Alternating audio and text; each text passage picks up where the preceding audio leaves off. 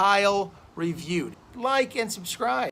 Hey guys, just finished watching Krypton, Season 2, Episode 10, The Alpha and the Omega.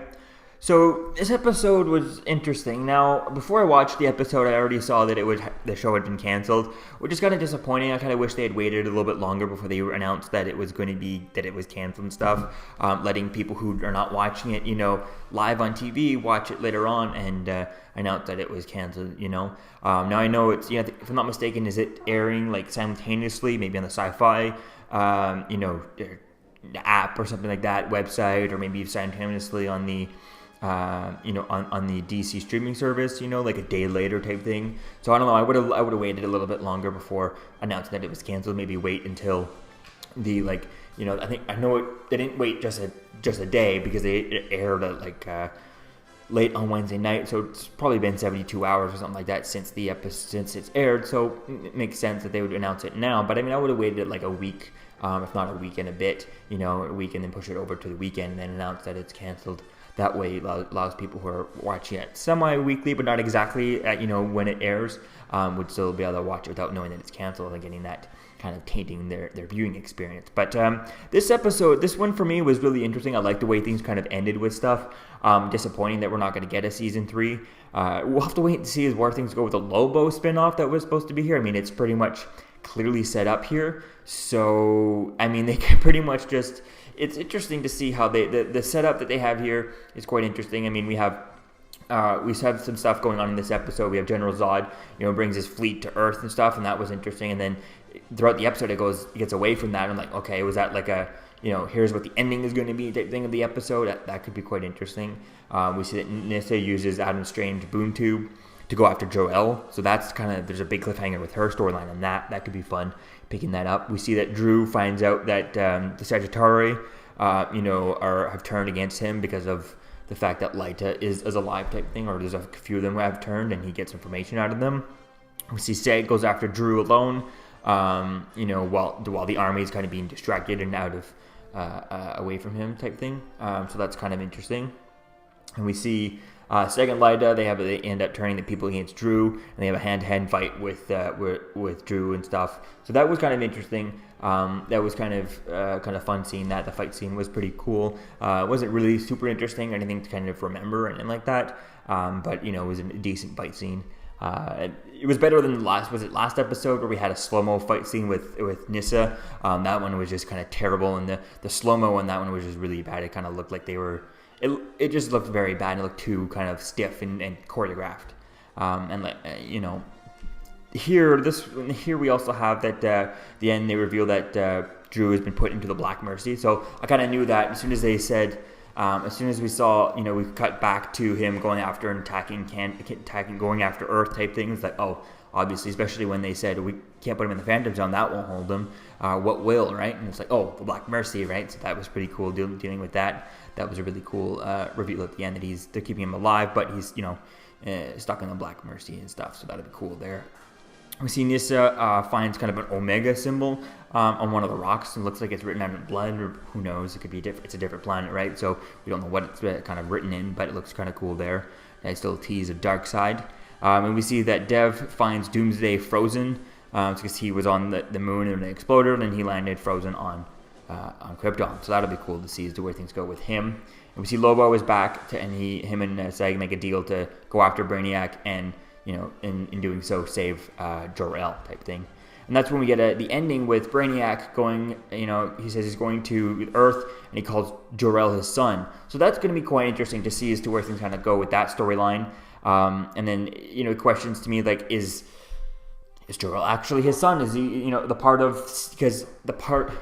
have to see if it is his son or not. I feel like it's not his son from what I remember because, Jor-El was, who was Korg, Kor-El, or Korvex, was created from Nyssa and Seg back in season 1, early on, way before he was ever infected with Brainiac, from what I can remember. So that could be so he's definitely not physically a son, but he could, he's trying to raise him as his own son. That could be really cool, playing with that. And then, ultimately ending where Superman could be a relative to Brainiac type thing. That could be fun type thing, playing with that.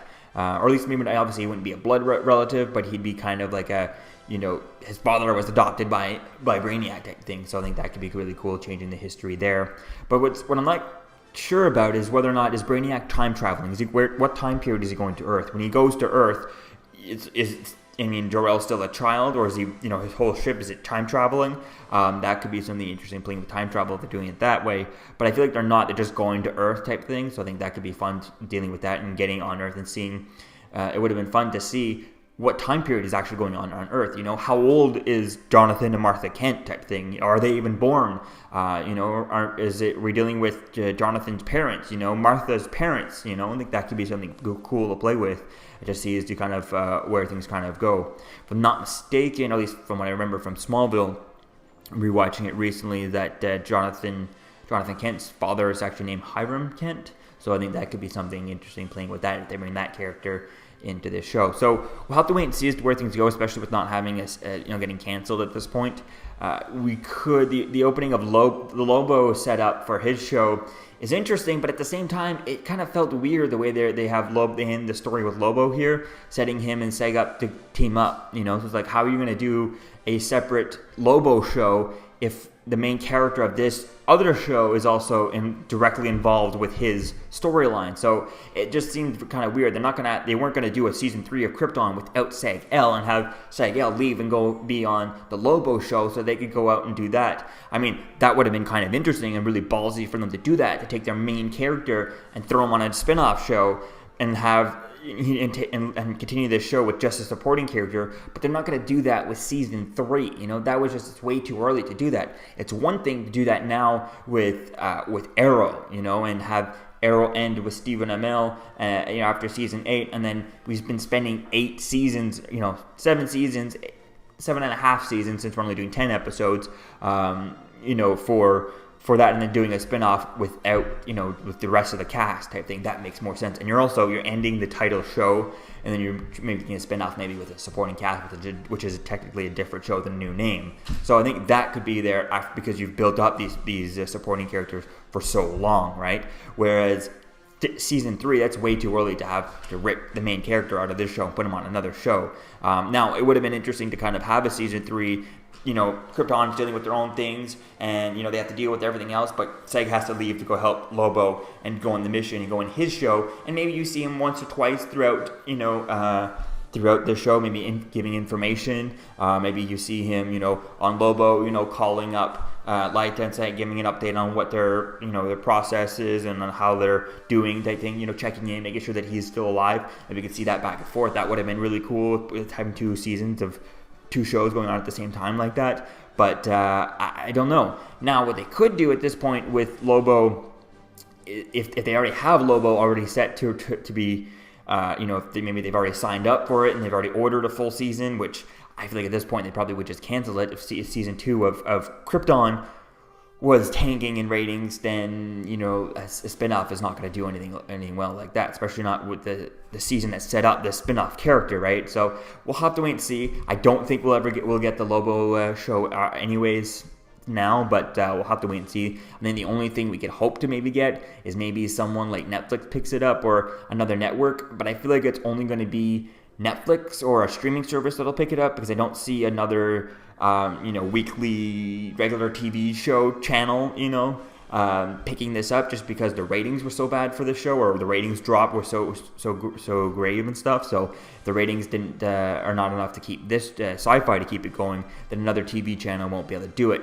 But I think they did say in one of the articles that the DVR afterwards were very high. We're like a million people were DVRing it afterwards. So I think in that, with those numbers, it shows that people are much more likely to binge watch this show rather than sit there and watch it live on TV. So Netflix could something like Netflix could pick it up, maybe HBO Max or something like that with or Disney with the DC universe. If they move that into HBO Max, then they could pick it up for another season. I doubt it. I feel like they'd probably more likely just here's a short movie just to finish it up, or a half a season. Maybe put 5 episodes out on the HBO Max just to finish it up and to kind of solve off all the problems type thing. But at the same point here, who knows? They could, if nothing happens, maybe it would be nice to just get a graphic novel, comic book. We're letting the writers kind of finish off the storyline in a comic just to solve off the thing. Maybe a thick graphic novel. Just say, hey, you want a comic book? Make a thick comic book there. Doesn't matter how many pages you want to make it. Make it as long as you want, but just make here, finish it up in a comic book type thing. That could be fun too if we get something like that. But let me know what you think, guys, in the comments below. How would you like to see this show resolved? Would you like to see another season? Who would you like to see pick this up? Which channel would you like to see this picked up? I don't think it's obviously way too high of a budget for CW. That would not work whatsoever. I think if they brought this on CW, first of all, the CW would bring the production all the way to Vancouver, and that's just a lot. To move sets and stuff like that, it's a lot of things like that to do there, and it would just, I don't think CW would ever pick this up, just because it's so different than everything else. But we'll have to wait and see where things go. I mean, they might be able to, if the characters appear in the crossover, which I haven't heard any rumors or news or anything like that, but if they happen to appear in the crossover, then maybe they could bring the characters over to the CW universe. But I don't see them bringing the entire show and starting a new show, bringing the show and else airing that on there. I feel like they could maybe the characters. There's always a 1% chance that the characters could pop up in that crossover and then end up in one of those other shows that way. But I don't see them doing another season on CW. So let me know what you think, guys, about this in the comments below. Where do you want to see this go? Are you disappointed with the ending? And let me know what you think in the comments below. Peace out. Okay, Kyle has a YouTube channel called Kyle Reviewed. It's about Marvel and DC. I happen to know a little bit about DC since my initials are DC. All right, so if you like Kyle's interviews and videos and reviews and everything like that, then like and subscribe. If you don't like them, well, maybe you're just not a comic book fan.